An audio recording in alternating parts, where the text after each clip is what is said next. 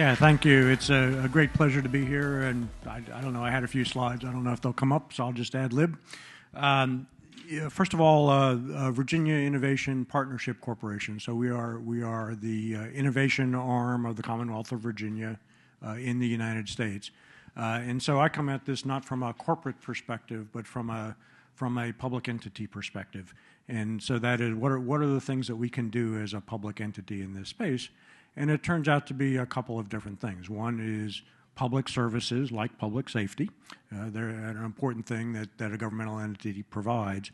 Or the second is our mission space is really economic development. And are there things that we can do as a state entity to encourage economic development, encourage the introduction of new industry, the creation of jobs, the increase in our tax base. And so those two things have now come to overlap for me.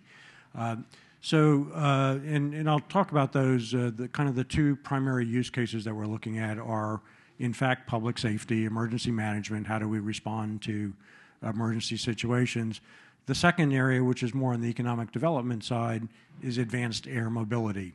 So as we look at the introduction of drones into the airspace, we're experimenting now with medical package delivery to remote places. We're looking at new generation of passenger-capable vehicles that can provide passenger service to communities that have been disconnected. And so how do we enable those two things? My journey, and so in keeping with the theme of past, present, and future, I'll call it a millennium of internet time. So, according to Moore's law, I've seen probably 25 or 30 technology generations. If I ascribe, a 40-year human generation time to that, well, there's your millennium. So we'll start back in, and to me, hopefully it's interesting to you. To me, it's interesting because, it parallels kind of two fairly profound connected transitions that we've seen. So the first is the transition from the analog world, where I started my career, to clearly the digital world that we live in now. You mentioned quantum computing. The universe is fundamentally analog, so we may end up back in a hybrid space. But, so that's one. And I think the corollary to that has been the connectivity and the increase in connectivity. And so, the first step on my journey was back in the mid-1970s at MIT at the Artificial Intelligence Laboratory. And they were very excited at the time about this new thing called the ARPANET, right? Which is, hey, we can connect to these computers in California just like they were on our local area network. And so that kind of inspired the nascent CIO in me. And I was like, why on earth would you ever want to do that? Our computers here are just fine. So in spite of that, the internet kind of continued to grow and expand.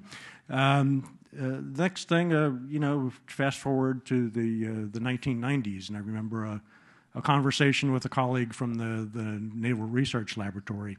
It's like, hey, have you heard about this new thing, the World Wide Web?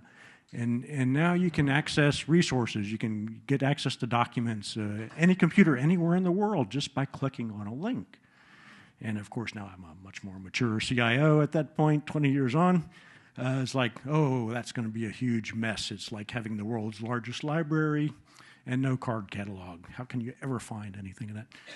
Fortunately, a couple of years later, Google came along and solved that for us, right? I mean, he indexed the world's content. All right, fast forward again, mid-2000s. My son's off to university, and he's like, hey, there's this great new thing. Instead of waiting for the university to assign some rando as my roommate, I can check out these people's profiles, and we can come up with our own assignments. And that turned out to be early Facebook. And now I'm really rocking and rolling as a CIO. And of course, it's like, gee, that sounds like an interesting niche application. I'm not sure there's any economic opportunity associated with that. But turned out to be good roommates. So, this is my checkered past.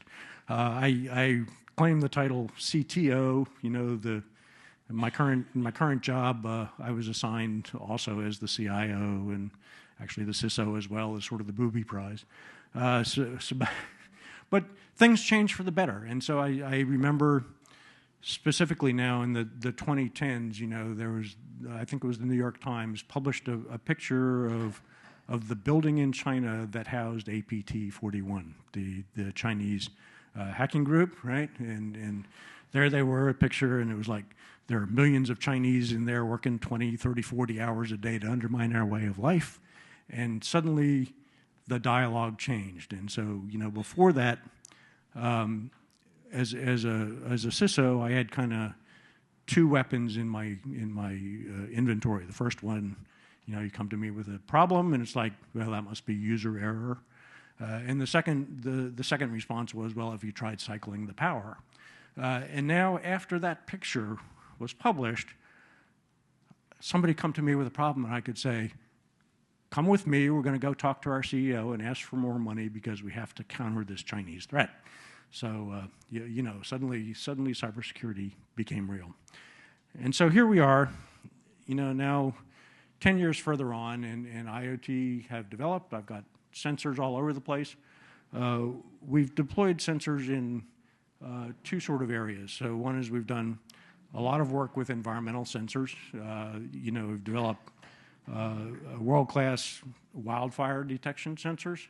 We've deployed those now in Hawaii and Colorado, Canada, a number of places. The Dutch just bought a few, and they thought they were so great, they've introduced us now to Finland, so we're working with the Finns, and we've had good success there getting warnings of wildfire ignition in the wild in advance of the emergency calls. So that's been pretty huge. In a number of cases, we've had about 30 minutes of advance warning before the emergency calls come into the response services. So that's been really good. And I think as we look at the issues with climate change, when something like the permafrost, the tundra in Canada or in Finland thaws for the first time in human memory, and it burns, now it's subject to flooding as well. And so that whole complex of environmental sensors and how we understand climate change and what's going on in the world has been, I think, a big step forward for our emergency services. And if I look at the data architecture, what does it take to incorporate that kind of data into emergency response? It's really a question of federation. At least in the U.S., if we have something, the hurricane recently came through and caused a lot of flooding in North Carolina. Well, the response to that are responders from many different entities, from several different states. Increasingly, our private sector partners are part of the response team.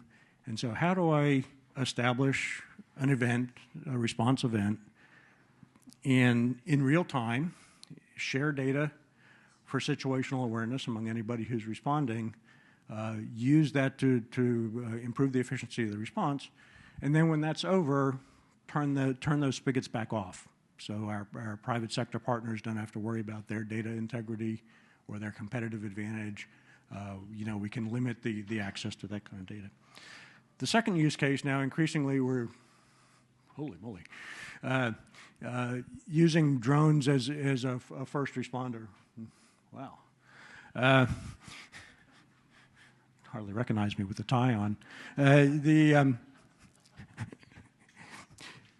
And there, the question is much different. So if we're talking about how do we manage the airspace, how do we get drones and this new generation of passenger-capable aircraft operating in a single airspace, the questions now are much more about latency and assurance on the sensor feeds, right? And so now I've got two very different use cases that I want to bring together in a single data architecture. How do I manage federation across a bunch of different sources, a bunch of different users, and then on the airspace side, how do I ensure the integrity of the data, the latency, the timeliness, because that affects how closely together I can operate these kind of aircraft. And so we've I think have now piloted most of that data architecture. Our job as a state entity is to provide a reference architecture where I can demonstrate that capability, and we are pretty well along in doing that now. So bring all those pieces together for both of those use cases. This coming year, I'll be working with researchers from our national labs on the emergency management side to improve the robustness and improve the response capabilities there. On the airspace side, it's quite interesting. It turns out that not only do we need to know what's flying so we can help advance our civilian airspace industry, our partners on the defense side are also kind of interested in, if I have a real-time data feed of everything that happens to be flying over Virginia, they would like to know that. And so, there's kind of this now hybrid use case. How can I assure them from a regulatory point of view, from a legal point of view, from a data assurance point of view, that our data architecture on the civilian world is going to be adequate to support their needs? And, they can do things that we can't do. I mean, they can take actions that aren't available to us on the civilian side, so that's kind of very critical. So I think that's a quick run through. I'm happy to make the slides available if you're interested in the eye candy. A couple of takeaways, a couple conclusions here. So first of all, as we've started from the IoT side, it turns out what I really care about is the data. From the classic IT point of view, I don't really care what's out there. Those devices are coming from everywhere, right? Lots of different manufacturers. I want to know what the device is, so I need some sort of device identity management. I need to know that I can trust that device at the edge, but what I really care about is the data. And so again, on the airspace side, we as a state entity are providing an integrated, authoritative data feed to whoever the consumers are on what's flying in the airspace. There are a bunch of different technical issues that are involved. I need to be able to do identity management. I need to be able to do device lifecycle management. I need to be able to secure the communications, do the microsegmentation and the post-quantum kind of algorithms on the encryption side. So there are a series of technical challenges, but we feel like we actually have a decent handle on how to address those and how to prove those. And then there's always the question of AI. And in this domain, there are kind of two modes, right? I mean, so if somebody's using AI techniques as an analytic sort of engine, that's fine. I can understand that, and we happy to provide the data to those folks. If an AI system comes knocking on the door and says, I want to be an actor in your infrastructure, now it's a different set of questions. Now, like, how do I do identity management? We heard a little bit about that this morning. I'm glad to see that NIST is on the case. Maybe they'll solve that for us. But in the interim, the best I've come up with is, an AI system comes knocking and you ask for its mother's maiden name. And nobody's quite been able to dispute that. We want something that, a single system can consistently answer. We want something that different systems will provide very different answers in the response space. So I don't know. There are a few unanswered questions, a few things that we're still working on.